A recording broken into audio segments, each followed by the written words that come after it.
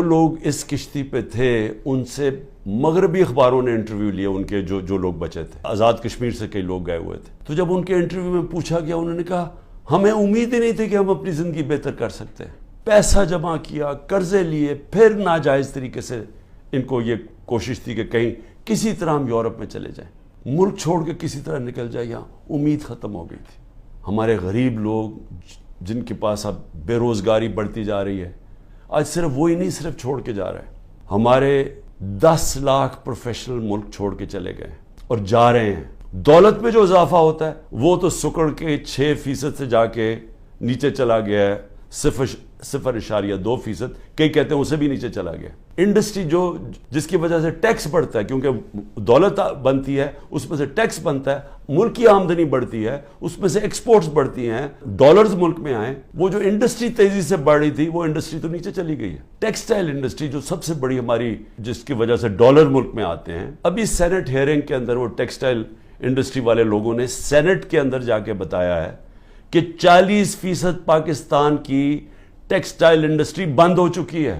70 لاکھ لوگ جو textile industry میں کام کرتے تھے وہ بے روزگار ہو گئے ہیں، اور 25% مزید اگر انہوں نے کہا کہ یہ آپ نے نہ کیا، جو قیمتیں آپ نے طرف چڑھا دی ہیں، بجلی کی قیمت دگنی ہو گئی ہے، گیس کی قیمت کہاں سے کم پہنچ، اگر یہ آپ نے کم نہ کی تو 25% مزید اور بند ہو رہی ہے. اب یہ یاد رکھیں کہ یہ صرف سال پہلے فیصل آباد کے لوگوں سے پوچھیں، مجھے ٹیکسٹائل والے لوگ کہتے تھے کہ ہمیں ٹیکسٹائل کا ورکر نہیں مل رہا. ٹیکسٹائل انڈسٹری بوم کر رہی تھی.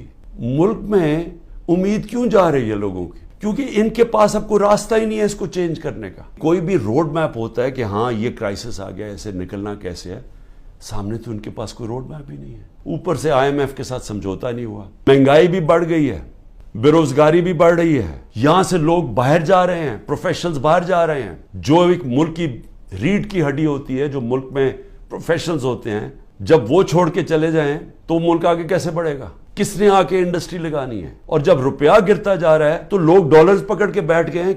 سرمایہ کاری کس نے کرنی ہے؟ آگے تو کوئی امید ہی نہیں ہے. تو میں آج یہ سب سے پوچھ رہا ہوں، یہ جو ہمارے طاقت میں لوگ بیٹھے ہوئے ہیں، کیا ان کو نہیں نظر آ رہا ہے یہ کیا ہو رہا ہے؟ اور کیا ان کا تو مجھے سمجھ آتی ہے، یہ NRO والے یہ جو سارے مل کے بیٹھے ہوئے ہیں اپنی چوری بچانے جو آئے تھے، کیونکہ ان کا تو مقصد ہی صرف پیسہ بچانا ہے اپنا. لیکن جنہوں نے ملک کو بچانا ہے، جن کا جینا مرنا اس ملک میں ہے، کیا ان کو نہیں نظر آ رہا یہ کیا ہو رہا ہے؟ اور یہ جو حربے استعمال کیے جا رہے ہیں، پلان یہ ہے کہ عمران خان کو راستہ کیسے روکنا اقتدار میں آنے سے. کون سا ذہن ہے جو یہ کر رہا ہے کہ لوگوں کے بچوں کے اوپر، اسکول کے بچوں کے اوپر ان کی دھمکیاں دیتے ہیں، عورتوں کے اوپر. ابھی ایک ڈاکٹر طاہر ایکس منسٹر رہ چکا مشرف کے دور میں، وہ ساری میڈیکل کمیونٹی جاتی ہے اس ڈاکٹر کو. اس نے اپنی پوری کہانی لکھی ہے کہ کہتا میں گھر میں مجھے پتہ ہی نہیں تھا، نہ میں کسی مظاہرے میں شرکت کی ہے. گھر میں آئے، مجھے اٹھایا، گھر میں توڑ پھوڑ کی، بندوق کے بٹ مارے بیوی کو، اس کو جا کے چکی میں ڈال دیا،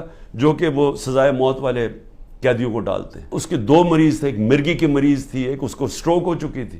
وہ ڈاکٹر تھا، 10 دن اس کو وہاں بند کر دیا. یعنی ایسے کوئی حیوانوں کے آرڈرز دیے ہوئے ہیں کہ جو ملے اس کو پکڑ کے یہ ظلم شروع کر دو اس کے اوپر.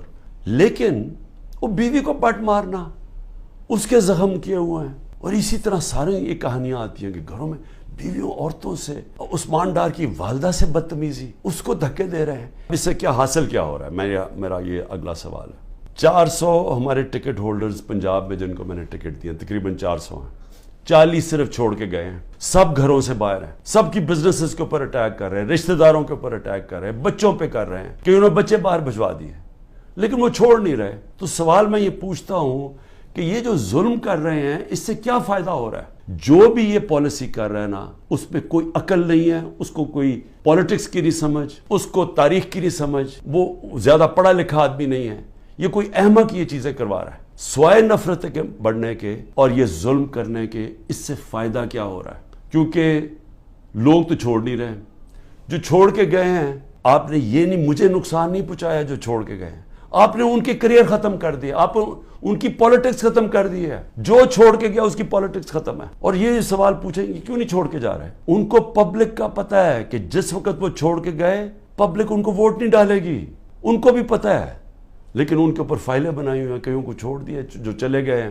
قتل کا کیس میرے اوپر کر دیا ہے، میری بہن کے اوپر کیس کیا ہوا ہے اینٹی کرپشن نے، 6 ارب کی زمین لیا میں لیا اس نے جب میں پرائم منسٹر تھا. یعنی ایسے ڈفر ہیں لوگ. اس نے چیک سے پیسے دیے تھے، اور پیسے کتنے تھے؟ 6 کروڑ کی زمین تھی، 75 لاکھ اوپر ٹیکس دیا ہوا ہے. وہ چیک سے سارا دیا ہے، وہ چیک کے نمبرز ہیں، چیک کی ڈیٹ ہے. وہ میری بہن نے وہ کب یہ پراپرٹی خریدی؟ جب حمزہ شریف پنجاب کا چیف منسٹر تھا، میں پرائم منسٹر ہی نہیں تھا تب. تو اب سوچ لیں کہ یہ کس سطح کے اوپر پہنچ گئے کہ 160 کیسز ہو گئے میرے پر. کیا میں پیچھے ہٹ گیا ہوں؟ کیا میں پیچھے ہٹ جاؤں گا؟ میں تیار بیٹھا ہوں. چل میں جیل چلا جاؤں گا، ڈسکوالیفائی کر دیں گے مجھے. اتنے کیسز ہیں، کبھی بھی کر سکتے ہیں. اس سے کیا ہوگا؟ کیونکہ آپ کو پالیٹکس کی سمجھ نہیں ہے. یہ پولیٹیکل انجینئرنگ بار بار فیل ہو چکی ہے. یہ جو آپ کرنے جا رہے ہیں، میری ذرا سن لیں بات. مجھے آپ ڈسکوالیفائی کریں گے، جیل میں ڈالو گے، تب بھی پی ٹی آئی جیتے گی. تحریک انصاف کا ووٹ بینک بڑھتا جا رہا ہے. یہ ظلم کی وجہ سے اور لوگ ہمارے ساتھ آ گئے ہیں. لوگ چھوڑ اس لیے نہیں رہے، لوگوں کو بھی پتہ ہے، نیچے سے پتہ ہے، پبلک ان کے ساتھ کھڑی ہے. ورکر کیوں نہیں چھوڑ کے جا رہا؟ ورکر جیلوں سے نکلتا ہے، اس کو سوچیں بری طرح رکھتے ہیں. وہ عدالت میں جاتا ہے، تحریک انصاف زندہ باد کے دعوے لگاتا ہے. وہ کیوں نہیں چھوڑا؟ کیونکہ قوم جب ایک نظریے کے ساتھ کھڑی ہو جائے، آپ ڈنڈے مار کے ان کو نظریہ نہیں ان سے نکال سکتے. یہ جو بھی پالیسی بنائی ہوئی ہے ظلم کرنے کی، یہ فیل ہو گئی ہے. یہ پالیسی کامیاب نہیں ہو سکتی. آپ جب بھی الیکشن کروائیں گے، میرے سے آج لکھ کے لے لیں، تحریک انصاف سویپ کرے گی. بلکہ آپ نے پی ڈی ایم کا جنازہ نکال دیا ہے. آپ نے ان پارٹیز کو بالکل جو رہی صحیح کسر ہے ختم کر دی ہے. یہ اب الیکشن ہی نہیں لڑنے کے قابل. یہ وہ الیکشن کوشش کریں گے، وہ جو ابھی کراچی کے اندر وہ جو میئر کا الیکشن ہوا ہے، اس ٹائپ الیکشن. وہ میئر کا الیکشن تو ہو سکتا ہے انڈائریکٹ. جب جنرل الیکشن ہوگا اس ملک میں 25 کروڑ لوگوں کا، وہ کوئی کنٹرول نہیں اس کو کر سکتا. جب بھی آپ الیکشن کروائیں گے ہارنا ہے. لیکن یہ ملک کا کیا بن رہا ہے؟ میں تو صرف اس لیے آج پوچھ رہا ہوں، میں بار بار ڈالو کی بات اس لیے کرتا ہوں، مجھے اپنے ملک کی فکر پڑی ہوئی ہے، مجھے اپنی فکر نہیں ہے. کیونکہ جو بھی آپ کریں گے، مجھے یہ اللہ جب قوم ساتھ کھڑی ہے تو مجھے کس چیز کی فکر ہے؟ لیکن ملک کی فکر ہے. یہ جو بات کی خواجہ آصف نے اوورسیز پاکستانی کی، یہ میری بات یاد رکھنا کہ جب بھی یہ ملک انشاءاللہ ایک دن ہم کھڑا کریں گے، اوورسیز پاکستانیز کے کندھوں کے اوپر کھڑا ہوگا. اس نے اتنی سٹپڈ بات کی کیونکہ اس میں کم عقل کا آدمی ہے. اس نے یہ کہا کہ جناب وہ جنازے صرف دفنانے آتے ہیں یہاں. اس کو یہ نہیں پتا کہ جب خواجہ آصف اور نواز شریف اور زرداری جیسے لوگ اس ملک کے اوپر بیٹھے ہوں گے تو وہ اس ملک کے اندر کبھی اپنا پیسہ انویسٹ نہیں کریں گے، سرمایہ کاری نہیں کریں گے. وہ لوگ ہیں، وہ تب اس ملک کے اندر پیسہ لے کے آئیں گے جب رول آف لا آئے گا. یہاں تو جنگل کا قانون ہے. یہاں جو حالات دیکھ رہے ہیں، یہاں تو لوگ چھوڑ کے جا رہے ہیں ملک. تو پیسہ کس نے لے کے آنا ملک میں؟ تو ہم تو وہ چیزیں کر رہے ہیں جس سے ملک کو ہم تباہی کی طرف دھکیل رہے ہیں.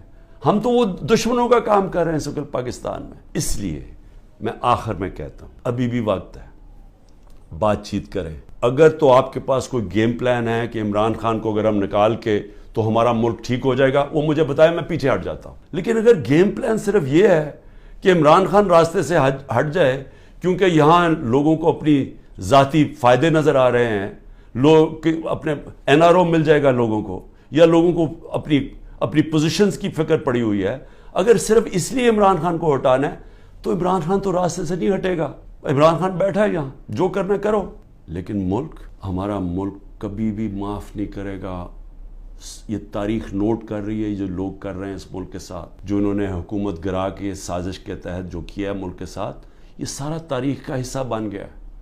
اور یہ قوم بھولے گی نہیں ان کو.